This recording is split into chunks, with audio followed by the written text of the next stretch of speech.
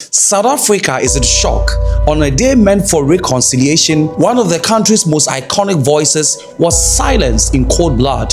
He was known for his outspoken, unfiltered, straight-talking persona. Now the voice of well-known South African DJ and media personality Warras, known as DJ Warras, has fallen silent. You knew him as DJ Warras, the legendary voice on 5FM, YFM, and Lady Lurker of Cliff Central. And I'm devastated. I'm angry. I am devastated. I'm angry. I'm very sad.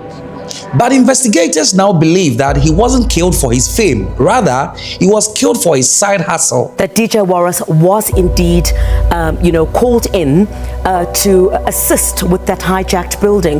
There are a number of individuals, I understand, who are not paying rental in that building. The owner wants to reclaim the building. So DJ Warras was brought in for those particular purposes. And I understand from some of our very close sources, this included some security measures that he was going to install, including biometrics. So if you don't pay your rent, we can lock you out, right? My name is Kweku Africa, and if today is your first time, sit down, relax, as we unpack the mystery behind the unalivement of DJ Warras. Don't forget to like, comment, subscribe, and share the video. Now let's get into the video. If you've enjoyed this video so far, please do me a huge favor and hit the like button and subscribe. These videos take quite a long time to make, so if you could help me out, I'll love you forever. Thank you all for your support. Now let's get back to this crazy story. Now, this is the penultimate number, and it's number 2. At number 2, I present to you Kweku Africa. Wow! This guy has a thunderous voice. Like, when he speaks, you wanna listen. I've been able to watch a couple of his videos, and I sincerely will tell you that he makes great impression in whatever content he's going to present. Thank you so much, Mr. Kweku. Keep up the good work. This is the security cluster of our country, from intelligence all the way down to police. These are the people that are supposed to protect us, and there is an accusation that they are a cartel working with international drug smugglers and political killings, the taking out of whistleblowers, the Babitas of the world, God rest her soul, what a brave woman. If that's the accusation that's being leveled, it certainly isn't being treated with the seriousness that I think it deserves. And that tells me everything I need to know about Izophelela Kuphi. So DJ Warras, aside being, a broadcast journalist, the man with the soothing voice, as is being known in South Africa, he has other gigs. Now, one of the gigs is that he also runs a security company. Now, that security company is in charge of, protecting houses, especially houses in South Africa which have been hijacked. So last time I brought you a story of how some houses in South Africa, especially CBD, Gauteng, and other areas, some people have hijacked buildings to pay rent. Some of them have even taken total control to the extent that owners of these houses do not have access to these houses. So it is alleged that DJ Warras owns a security company which is in charge for hijacking of, if you have, for instance, if you have people living in your house and they are taking control over it or they are hijacking it, they will come and then they'll put measures in place so that everybody complies. So some of the things he was in this scenario he was going to do in the house was to fix security, machinery, security softwares, so that if you're a tenant in the house and you refuse to pay your rent, they can just lock you out of the house. So now if you're coming to the house, you have to enter with code, those things, AI and those software. So now we are coming to your house, you just slot in your card, and when you refuse to pay your rent, you are just locked out, and that's it. That DJ Warras was indeed, called in to assist with that hijacked building. There are a number of individuals, I understand, who are not paying rental in that building. The owner wants to reclaim the building. So DJ Warras was brought in for those particular purposes. And I understand from some of our very close sources, this included some security measures that he was going to install, including biometrics. So if you don't pay your rent, we can lock you out, right? We have a consistent issue relating to hijacked buildings in the Johannesburg CBD, very well documented. So there's a huge belief at this stage that this indeed was a hit relating to, it's a huge business, Sakina. I understand that the so-called kingpins who run these operations could easily charge about 3,500 to give you a place to stay, which is not yours, and instead of paying rent, indeed, and then you just pay the money over to them, which completely doesn't make sense. Why not just pay the rent? So that is the consistent issue that they're dealing with in the Johannesburg CBD, and you could feel a sense of fear.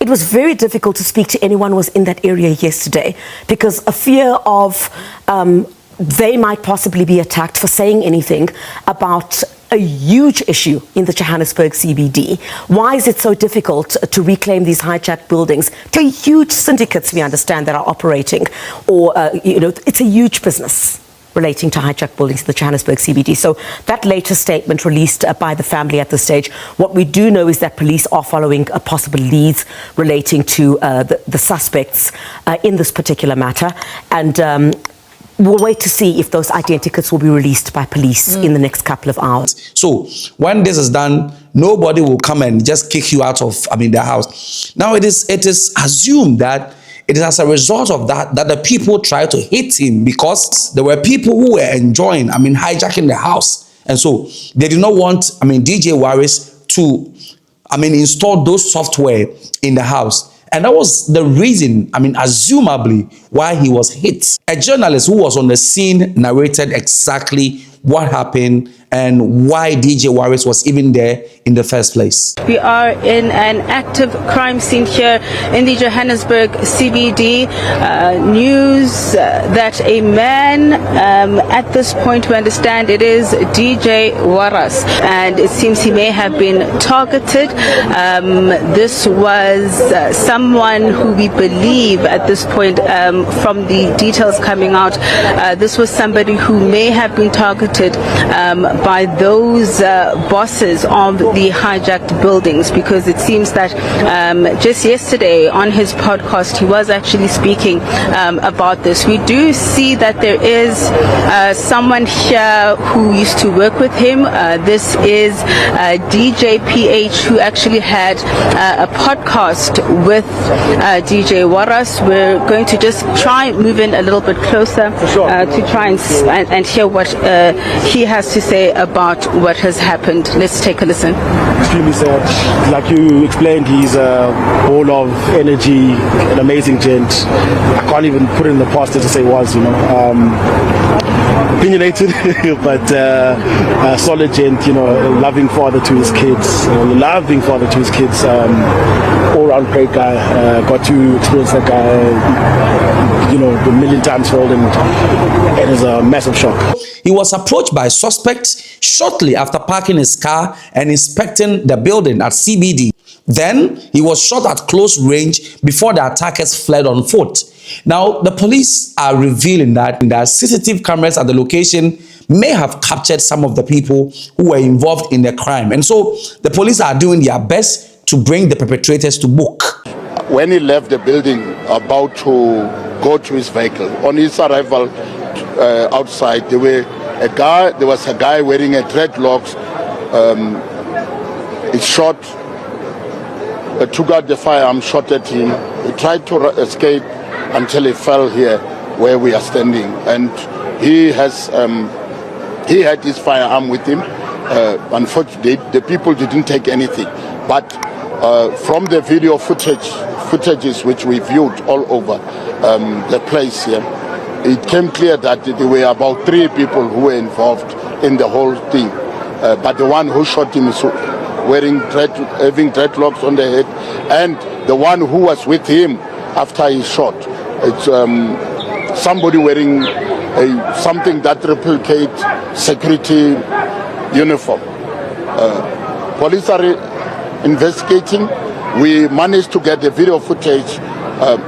The teams, our intelligence, our provincial detectives tracking team are busy checking and following up where the people might have escaped to or might have been sit. So it was also alleged that, DJ Warras at the time of the incident was around the place to come and inspect a building which was being guarded by a security company and possibly in softwares which can easily, put away hijackers who don't want to pay rent in their house. He has been contracted by the house owner to come and do that job for him. And that was the reason why he came around. Now, President of Action SA has revealed that he was eliminated to prevent him from reclaiming the hijacked building at the CBD. That was the reason why DJ Warras was executed. Now, DJ Warras was also known for speaking his mind and being unapologetically honest. And some are also linking, his shot around that it may be a political hate because he always speaks his mind as and how he wants it to be spoken. This is the security cluster of our country, from intelligence all the way down to police. These are the people that are supposed to protect us, and there is an accusation that they are a cartel working with international drug smugglers and political killings, the taking out of whistleblowers, the Babitas of the world, God rest her soul, what a brave woman. If that's the accusation that's being leveled, it certainly isn't being treated with the seriousness that I think it deserves. And that tells me everything I need to know about Izophelela. The Minister of Sports, Art and Culture, Gaten Mackenzie, has publicly condemned the killing, calling Stock a patron. And I'm devastated. I'm angry. I am devastated. I'm angry. I'm very sad. DJ Warras was a true patriot of South Africa. He was passionate about the future of this country. And, we appreciated him. I spoke to him recently when I booked him for the G20 events of our department. We booked DJ Warras to come and entertain the international guests.